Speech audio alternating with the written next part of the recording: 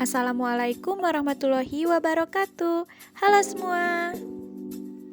Ketemu lagi dengan aku, Restu Nurfalah dari Universitas Islam Nusantara.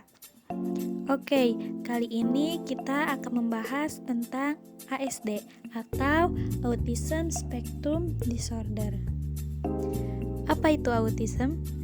Autism merupakan salah satu jenis gangguan perkembangan pada anak yang bersifat kompleks.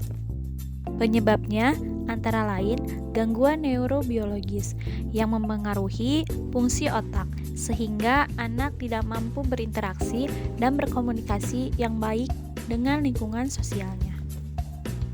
Akan tetapi, di sisi lain, penderita autism ini juga memiliki kecerdasan. Misalnya, kecerdasan dalam mengingat suatu kejadian-kejadian yang telah dialaminya.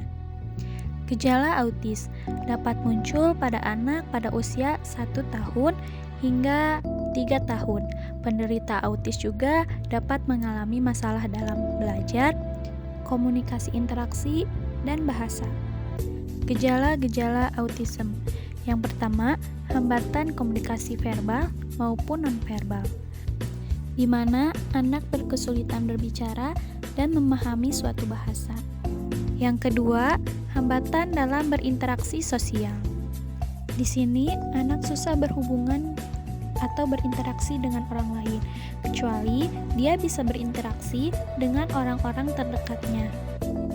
Yang ketiga, hambatan perilaku, di mana penderita autism ini melakukan perilaku yang berulang-ulang atau terbatas.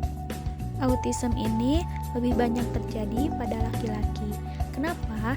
Karena laki-laki lebih banyak memproduksi testosteron, sementara perempuan lebih banyak memproduksi estrogen, atau karena faktor struktur otak. Penyebab autism. Yang pertama, faktor genetik. Penelitian menunjukkan bahwa perubahan gen tertentu meningkatkan risiko anak akan menjadi autis. Jika orang tua membawa satu atau lebih dari perubahan gen ini, mereka mungkin diturunkan kepada anak. Di waktu lain, perubahan genetik ini muncul secara spontan pada embrio awal atau sperma dan atau sel telur yang bergabung untuk menciptakan embrio. Adapun faktor lingkungan, penelitian juga menunjukkan bahwa pengaruh lingkungan tertentu dapat lebih jauh meningkatkan atau mengurangi risiko autisme pada orang yang secara genetik cenderung mengalami gangguan autisme. Adapun faktor-faktor risiko gangguan autisme. Yang pertama, komplikasi kehamilan dan kelahiran, serta kehamilan dengan jarak kurang dari 1 tahun.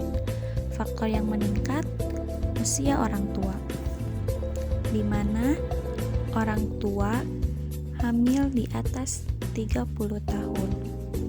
Sebenarnya, faktor penyebab ini ada beberapa yang masih menjadi perdebatan.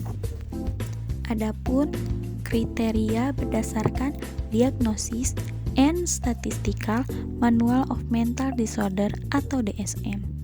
Yang pertama, DSM-4. Yang pertama, gangguan kualitatif dalam berinteraksi sosial. Misalnya, tidak mampu menjalin interaksi sosial nonverbal. Contohnya kontak mata, ekspresi muka, dan lain-lain. Yang kedua, gangguan kualitatif pada komunikasi. Misalnya, tidak atau terlambatnya berbicara. Yang ketiga, perilaku yang terbatas, berulang-ulang, dan mempertahankan satu minat atau lebih dengan cara yang khas. Adapun menurut DSM-5, pertama, kekurangmampuan pada seluruh konteks komunikasi dan interaksi sosial, namun bukan karena keterlambatan perkembangan yang terjadi secara umum. Yang kedua, adanya perilaku, minat, dan aktivitas yang terbatas dan berulang. Yang ketiga, simptom atau penyakit sejak usia dini. Yang keempat, simptom membatasi dan merusak fungsi hidup sehari-hari. Jadi, bagaimana cara mengetahui anak yang mengalami autism atau tidak. Hal ini diperlukan melakukan proses identifikasi karena banyaknya diagnosis yang menyerupai autism. Identifikasi juga diperlukan untuk menghindari kesalahan dalam mengidentifikasi atau misdiagnosis. Selain itu, asesor diharuskan memiliki pemahaman yang luas, tidak hanya mengenal autism, melainkan mengetahui diagnosis-diagnosis lainnya. Oke, itu yang dapat saya sampaikan. Jadi, dapat disimpulkan, autism adalah individu yang memiliki gangguan interaksi, komunikasi sosial, dan gangguan perilaku terbatas atau berulang, yang disebabkan oleh faktor genetik atau faktor lingkungan. Selain hambatan-hambatan yang dialami anak autism, juga memiliki kecerdasan dalam daya ingatnya. Autism juga merupakan gangguan, bukan penyakit, dan autism tidak dapat disembuhkan. Oke, itulah bincang-bincang kali ini. Terima kasih yang sudah mendengarkan podcast ini. Semoga sekecil atau sebesar apapun ilmu yang kali ini aku share bermanfaat bagi kalian ya. Aku Restu Nurfalah undur diri.